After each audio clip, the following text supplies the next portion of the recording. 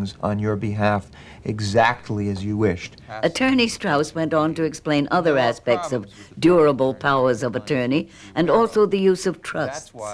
A trust, very simply, is a contract between the client and someone else who the client appoints to manage the property.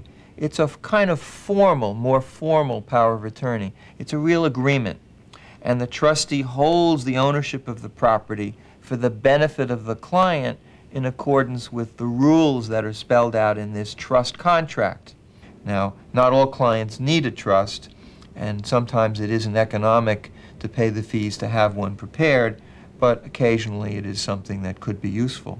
After reviewing the two financial management tools, the durable power of attorney and trusts, the subject turned to health care.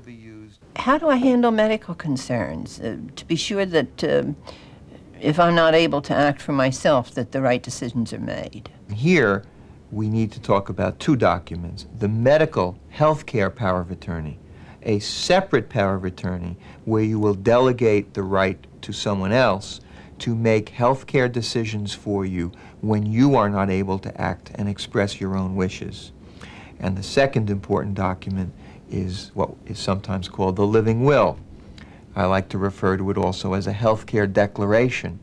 This is a written statement of your views about the kind of care you would like to be given in the event of a long-term, chronic, or terminal illness, an illness which ultimately would be defined as one which can lead to death, and a time when you are no longer able to express your own wishes.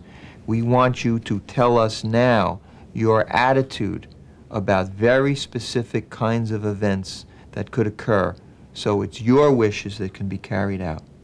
I think I understand a little about a living will, and I certainly want one, but I don't have one at this point. Well, it's very important that you do, because the problem is if you don't express what you want, then other people are going to have to try to figure out what your wishes were.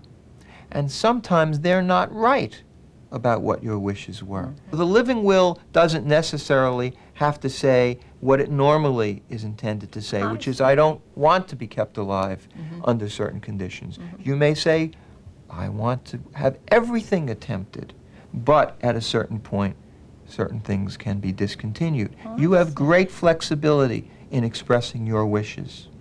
If Aunt Millie were alive today, I think she would probably have had both a living will and a medical power of attorney. These legal planning tools exist now in most states, as well as the more established, durable power of attorney and trust. But many of us are not taking advantage of these tools for preserving our autonomy. If we don't plan now, and illness or incapacity should strike, our family or friends may have to turn to the courts to seek a guardianship or conservatorship arrangement.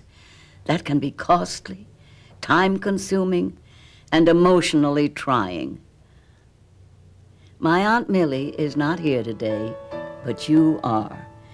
And I hope you will begin to talk over your concerns and wishes with those close to you.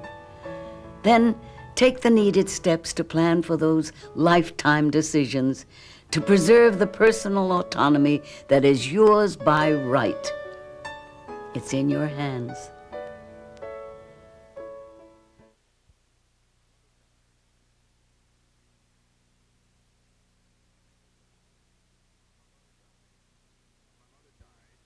When my mother died, I was extremely grateful that she'd done the planning she just talked to you about. My name is Jim MacArthur, Helen Hayes MacArthur's son. I remember a number of years ago when I was redoing my will and I discovered living wills and durable powers of attorney, and I explained to my mother the concept and all about it, and she very quickly embraced the idea because she was a woman who was always in very much control of her life. And in this, she saw a way that she could also be in control of the end of her life if it was necessary. In fact, it was necessary because she had a massive stroke and was put on a life support system, a respirator. She was able to communicate during the last week of her life by sign language and squeezing your hand and what have you, but she made it very plain to me by holding my hand with hers and pointing upward and looking at me sternly as if to say, that's where I want to be. She knew, I guess, that she didn't have the quality of life she wanted, and even if she got better, it would probably not have been good. However, she was not going to get better, and the doctors assured us that was medically no hope. And after my children were all assembled, the day after the doctors told us that there was no hope, we took her off the life support system, and she was gone very quickly. But I can't tell you what a relief it was that I had that piece of paper, and my mother made the decision for me, and I was simply carrying out her wishes. I don't think there's anything at that time a son wants to do more than carry out his mother's wishes. So, well, we were just very grateful that it was all in place.